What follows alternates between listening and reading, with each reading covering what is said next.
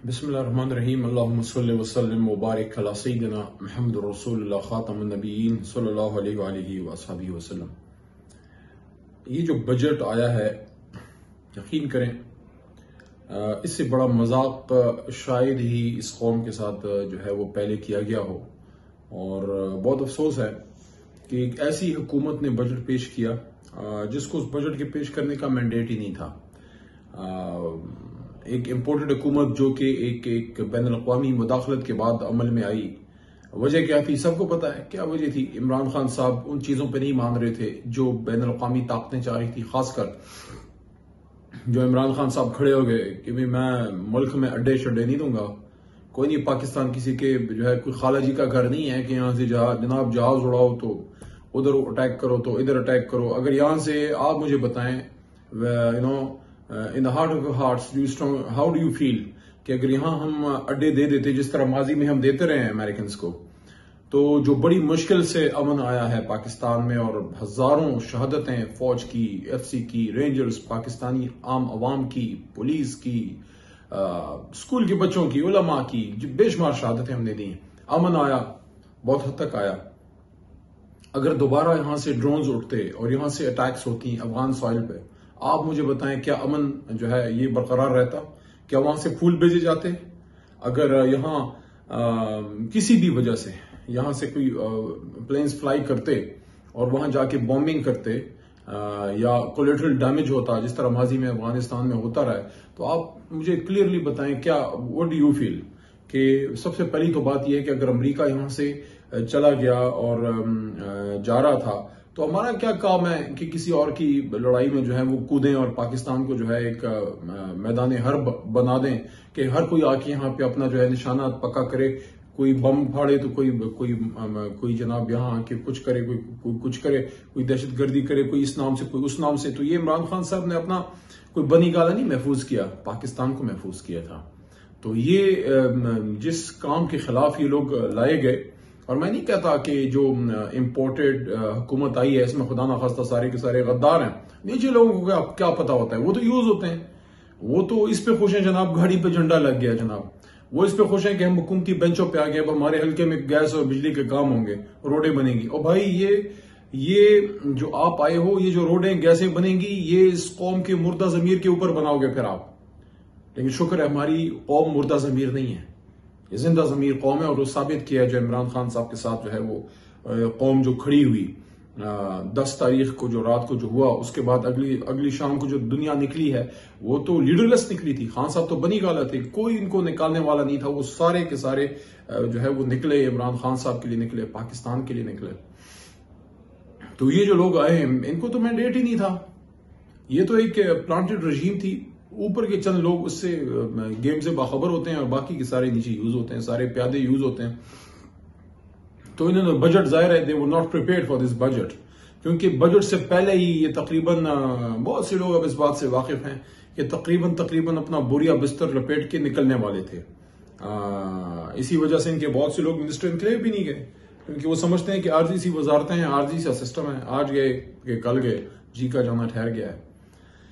तो इस वजह से ये जो बजट लेके आए वो तूफान बदतमीजी मुल्क में मचा है कि कोई elected government in their hearts, in their true sense, कोई आप मुझे बताएं कोई सेंस है इलेक्टेड कोई गवर्नमेंट हो? इवन नवाज शरीफ साहब की जो हुकूमत थी पहली, जो प्रॉपर जो वोट लेके आए थे, जो इलेक्शन जीत के आए थे, दानली थी जो भी था, लेकिन एक प्रॉपर प्रोसेस से आए थे, वो भी जब बढ़ाते थे तो वो भी एक सोच विचार के बाद बढ़ता था। पहले जब पेट्रोल प्राइसेस और ऑयल प्राइसेस जो थे और गैस प्राइसेस और बिजली की कीमतें, हमारे दौर में तो 1-1 रुपए पे जो है बहस होती थी और काबीना में बार बार वापस होता था। ये ओगरा की प्राइसेस आई, ये खान साहब ने वापस भेज दिया, ये महंगाई की बात आई वापस भेज दिया, ये जो है पावर प्राइसेस में है टैरिफ बढ़ाने की बात आई, वापस नहीं, इतना नहीं, इतना कर दो, वो कर दो। और हमारे खिलाफ अपोजिशन भी बात करती थी। तो 4 रुपए जब एक दफा बढ़ा तो बहुत कोई आसमान सर पे उठा लिया अपोजिशन ने। खासकर मिफ्ता साहब की वो बातें मुझे याद हैं, जो मीडिया का हिस्सा है, मिफ्ता इस्माइल साहब की, जो वो कहते थे कि जनाब इसको हम बढ़ने नहीं देंगे, 1 पैसा बढ़ने नहीं देंगे, ये करेंगे वो करेंगे। अब बढ़ा के हंसते हैं हम पे, अब टैरिफ बढ़ा के कहकहा लगा के हंसता है मेरा भाई हम पे। बहरहाल ये जो बजट है, आप मुझे बताएं कि क्या कोई भी अवामी हुकूमत 60 रुपए ₹60 लीटर में वो बढ़ा सकते हैं? कोई अकल में आने वाली बात है? ये फिर जो बिजली की कीमतें बढ़ाई हैं और मजीद बढ़ा रहे हैं, ये जो तूफान बदतमीजी महंगाई का आया, हमारे खिलाफ तो बड़ा रोटियां गले में लटका के निकल आए थे। तो बिलावल साहब अब किधर हैं आप? मरियम बीबी अब किसके खिलाफ आप एहतजाज करेंगे? मौलाना साहेब, मैं कई बार एहतजाज नहीं करना तो बंगला नंबर 22 में ही एहतजाज करने, अपनी हुकूमत के खिलाफ करने एहतजाज, जिसमें आपको भी 2-3 वजारतें मिली हुई हैं आपकी जमात को। तो ये जो महंगाई का जिन बोतल से निकाला है इसने तबाही फेर दिया भाई। वो जो कह रहे थे ना हमारे खिलाफ, असल में इन्होंने अपनी जई तई फेरी है। क्या वो अवाम में आपने वापस नहीं जाना? जो हमारे खिलाफ महंगाई की बात करते थे उस वक्त तो 10-11% इन्फ्लेशन थी एट द मैक्स। अभी आपका 23-24% को हिट कर रहा है और इससे आगे वो 30% की तकरीबन प्रोडिक्शन है इंडिपेंडेंट पंडिट्स की। लेकिन चलो 30 ना हो, अल्लाह ना करे कि 30 हो। ये 23-24% काबिल बर्दाश्त है। आप जो सरकारी मुलाजमीन की तनख्वाहें बढ़ा रहे हैं, ये कौन सा तरीका है कि आप 23-24-25% इन्फ्लेशन कर दें तो फिर 10-12-13-14% आप तनख्वाहें बढ़ाएं? फिर तनख्वाहें भी बढ़ाएं ना उस हिसाब से, और फिर सबकी बढ़ाएं। उसमें फिर कैडर का फर्क नहीं होना चाहिए, उसमें सबके 1 से लेके 22 तक फिर सबका उस तरह बढ़ना चाहिए जिस तरह हमारे दौर में मंजूरी इमरान खान साहब ने जो है वो दी थी। तो इन्फ्लेशन एक बहुत बड़ा मसला है। और फिर लोड शेडिंग, यानी कि लोड शेडिंग का जो अफरीत है जिसको बड़ी मुश्किल से काबू किया गया, तो अब कौम भुगते।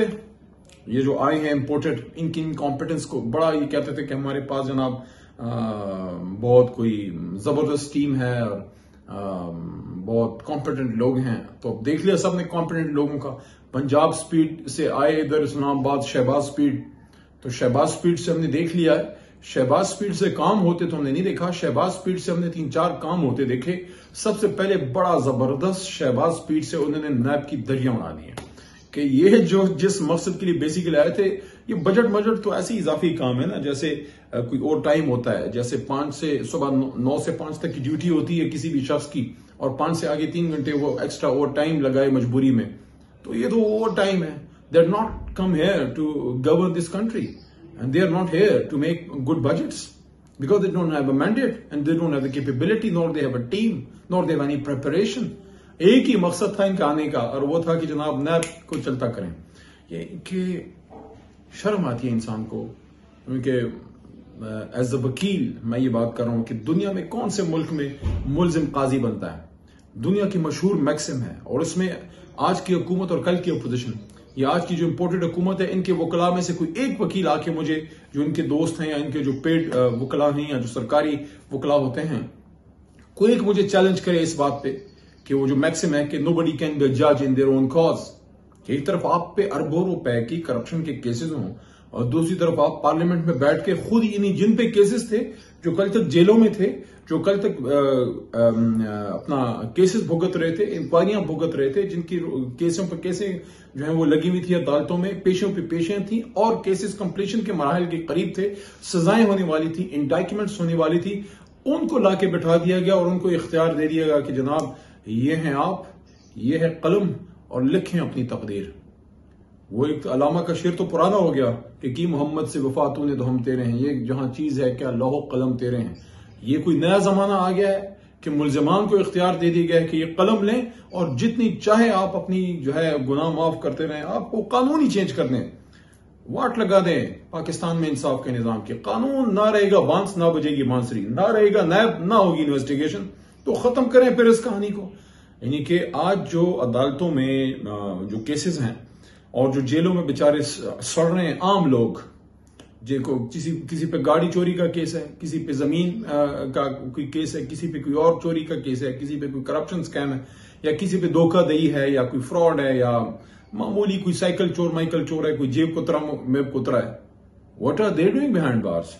क्या हम ये कहना चाह रहे हैं कि crime page in Pakistan, but the crime should be of bigger level, कि अगर आप इतना जुर्म करते हैं तो जेल आपकी जगह है, जेल में जाएं, लेकिन अगर आप इतना बड़ा जुर्म करते हैं तो जेल नहीं, पार्लियामान आपकी जगह है। तो ये जो शर्म का मकाम है हम मुसलमान कौम के लिए भी, कि हमारे नबी पाक सल्लल्लाहु अलैहि वसल्लम जो है उन्होंने फरमाया था ना, जो अभी हमने हिंदुस्तान में जो उधर हुआ है, बीजेपी के जालिमों ने और मलऊनों ने जो किया है तौहीन रिसालत, हुजूर नबी करीम सल्लल्लाहु अलैहि वसल्लम की शान के खिलाफ उन्होंने जो बदमाशी की है, पूरी मुस्लिम उम्मा उस पर सरापा एहतजाज है।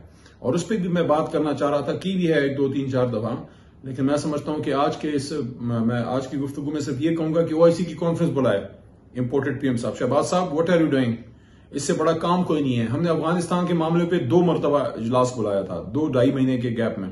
OIC की हंगामी कॉन्फ्रेंस बुलाया इस्लामाबाद में। हुर्मत रसूल सल्लल्लाहु अलैहि वसल्लम से बड़ी कोई चीज नहीं है। और आज मैं चाहूंगा कि वो मौलाना फजल रहमान साहब और भी जो मजहबी जमातें इनके साथ हैं और जो हमारे दौर में बड़े बढ़ के निकलते थे, किधर है उनके जुलूस? अब जो हमारे दौर में जुलूस निकालने वाले लोग थे, किधर है वो? Why are they not on the streets? क्यों गलियों में नहीं है आज? इनको निकलना चाहिए ना। यहां पे OIC की हंगामी कॉन्फ्रेंस होनी चाहिए।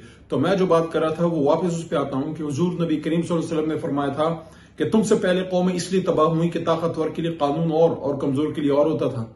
तो ये अब हमने पाकिस्तान की हालत कर दी है कि मैं नहीं कहता मुजरिम है, लेकिन इल्जाम है बहुत बड़े बड़े। आप आके वहां पे बैठ के नैब के लॉज चेंज कर रहे हैं कि जिस पे करप्शन का इल्जाम है वो आके अपना मुद्दई अपना जो है वो मुकदमा खुद लड़ रहा है और खुद अपना काजी भी बन रहा है। ऐसे कैसे होगा? ऐसे कैसे ये मुल्क चलेगा? क्या करप्शन और पैसे खाना जो है कोशेर कर दिया गया है? इनके नाउ हलाल कि अगर आप इंपोर्टेड हैं, किसी की ईमा पे आए बैठे हैं, तो चाहे जो कुछ भी कर ले आपको 7 खून माफ है। Really Pakistan was not made for this purpose by this man Quaid Azam Mohammad Ali Jinnah. तो ये जो बजट है चूचू का मुरब्बा है जनाबे वाला। ना आपने लोड शेडिंग का कोई हल निकाला, पेट्रोल का बम फाड़ दिया लोगों पे, गैस का बम फाड़ दिया और फाड़ने जा रहे हैं, और उसके साथ साथ महंगाई जो है वो आसमान को छू रही है। फिर जो एक बहुत बड़ा जुल्म अजीम किया है, बजट के हवाले से बात कर रहा हूं। ये पाकिस्तान एक फेडरेटिंग यूनिट्स का मजमुआ है, ये गुलदस्ता है। इसमें हमारे सर का ताज है आजाद कश्मीर, बेस कैंप है मकबूजा कश्मीर की आजादी का। एक टेडी पैसा देने के रवादार नहीं है आप। क्यों? वहां तहरीक इंसाफ की हुकूमत है, अवाम तो कश्मीरी है ना। अगर उन्होंने इमरान खान को वोट किया है और तहरीक इंसाफ पे एतमाद किया है, तो उसकी सजा जिस तरह ओवरसीज की सजा जो है ओवरसीज वोटिंग बंद करके आप ओवरसीज को सजा दे रहे हैं क्योंकि आपको लगता है कि वो तहरीक इंसाफ को वोट करेंगे। तो आजाद कश्मीर में PTI की हुकूमत होने की वजह से उसकी सजा कश्मीरियों को दे रहे हैं। एक टेडी पैसा देने के रवादार नहीं है आप, शहबाज साहब, जरदारी साहब, मौलाना साहब और पत्नी कितने साहब। 12 मसाले की तो चार्ट है, आपको बंदे को पता याद ही नहीं रहता कितने। वैसे इनमें आपस में है क्या? नून PP में क्या कॉमन है? ANP और मौलाना आपस में क्या कॉमन है? पख्तूनख्वा मिली अवामी पार्टी और MQM में क्या कॉमन है? भाई एक ही चीज कॉमन है, बोग़ इमरान खान।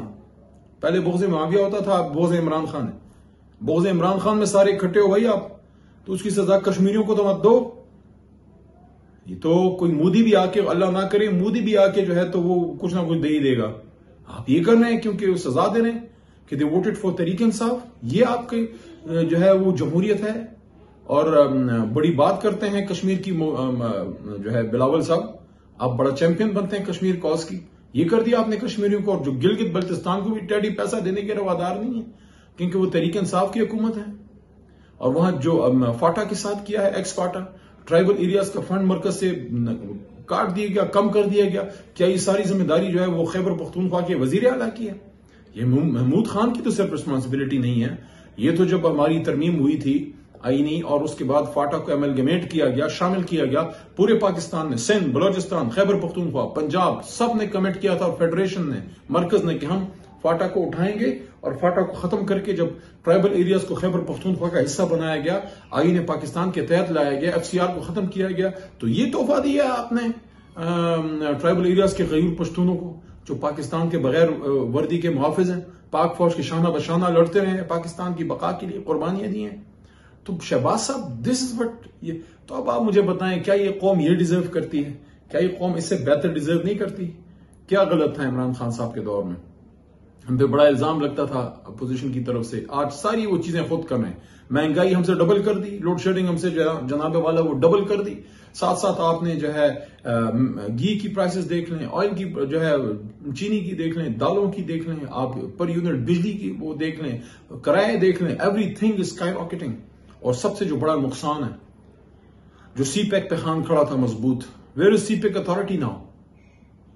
चाइना पे क्यों बड़े जो है वो ठंडे ठंडे हो गए हैं शहबाज साहब, आप शहबाज स्पीड? रूस पे भी बड़े ठंडे हो गए हैं। रूस ऑयल पे कोई आपकी आवाज नहीं आ रही।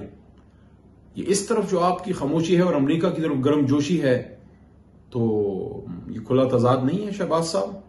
हम जो कहते हैं कि चाइना के साथ और इंशाल्लाह है रियासत की रियासत से ताल्लुक है, ये हुकूमतों के आने जाने से फर्क नहीं पड़ता, लेकिन आप लोग अपना नीयत दिखा रहे हैं। जो हम कहते हैं कि हिमालय से ऊंची है और शहद से मीठी है और समंदरों से गहरी हमारी दोस्ती है चीन के साथ, तो शहबाज साहब ये आप लोगों के कारनामे हैं कि सी पैक पे आप लोग ठंडे पड़ रहे हैं, इतने डरते हैं अमेरिका से। ताल्लुक रखें लेकिन गुलामी ना करें। और चले आपने कौन सा इतना ज्यादा जो है वो रहना है। मैं एक और भी नून लीगियों से भी कहना चाहता हूं, ये बंदा आपका कोई लीडर तो नहीं है ना, आपके लीडर तो नवाज शरीफ है, चाहे वो वज़ीर आज़म बने या ना बने। ये नवाज शरीफ एक बार पाकिस्तान आता है, शहबाज साहब का चांस ही नहीं है दोबारा वज़ीर आज़म बनने का। तो उनको तो पता है मेरी जिंदगी में पहला और आखिरी मौका है, तो शहबाज स्पीड से चल रहे हैं। लेकिन बदकिस्मती ये शहबाज स्पीड वो ट्रेन है जो पाकिस्तानियों को रोंदे जा रही है, रोज रोंदे जा रही है। तो आई होप कि अल्लाह ताला जो है, मेरी दुआ अल्लाह पे करम करे और कोई इलेक्शन हो और जो भी जनरल गवर्नमेंट बने। इमरान खान साहब की अगर मैं कहता हूं, मैं ये नहीं कहता अल्लाह करे इमरान खान ही बने, मैं कहता हूं खान साहब के बनने में अगर पाकिस्तान की बेहतरी है, मेरे जैसे लोगों की हुकूमत में आने से पाकिस्तान की बेहतरी है, तो फिर अल्लाह खान साहब और मुझे लाए, लेकिन और हम जैसे और मेरे साथियों को। लेकिन कम से कम हम पाकिस्तानी ये शहबाज स्पीड तो डिजर्व नहीं करते। मेरे ख्याल में हम सब इससे बेहतर डिजर्व करते हैं। और इम्पोर्टेड और उनके जो भी साथी हैं, उनको जो भी गमाशते हैं, उन सबको अब देख लिया, अब चस आ गई, आपको मजा आ गया पाकिस्तानियों का जो है चीखें निकलवा के, और अभी और निकलनी है चीखें। अल्लाह पाकिस्तान और पाकिस्तानियों पर रहम करे। पाकिस्तान के जो इदारे हैं, पाकिस्तान के जो निज़ाम है, अल्लाह इसको मजबूत करे। और हमसे अल्लाह ताला काम लेके हम जिस तरह अपने घर की हिफाजत करते हैं, पाकिस्तान को भी अपना घर समझें, जिस तरह अपनी माँ की कदर करते हैं, इस धरती को भी, धरती माँ को भी अपनी माँ समझें। माँ से कोई चोरी थोड़ी करता है, माँ से तो ज्यादती नहीं करते, माँ से तो जो है प्यार करते हैं, उसका तो ख्याल रखा जाता है। ये किया इन लोगों ने पाकिस्तान के साथ, और ये करते रहे हैं पिछले 30-35 सालों से। एक मौका आया था इमरान खान साहब की सूरत में, जो इंशाल्लाह फिर आएगा, कि पाकिस्तान एक राइट ट्रैक पे चल पड़ा था। 6% टच करे थे जीडीपी। इस पे मजीद मैं बात करूंगा, लेकिन मैं समझता हूं कि we have to do something and quickly, और जल्दी हमें करना चाहिए। जैसे ही बजट पास हो, मेरे ख्याल में पाकिस्तान में दूसरा कोई और काम नहीं करना चाहिए सवाए इसके कि इलेक्शन अनाउंस हो जाए, हम इलेक्शन में जाएं। अगर डेमोक्रेसी से मुल्क चलाना है तो, और डेमोक्रेसी से नहीं चलाना तो लगाई रखें, फिर गेम चलाई रखें। वैसे भी चल ही तो रहा है पिछले 70-75 साल से। पाकिस्तान जिंदाबाद, पाकिस्तान के अवाम पाइंदाबाद। सब्सक्राइब करें और बेल दबाएं ताकि कोई खबर रह न जाए।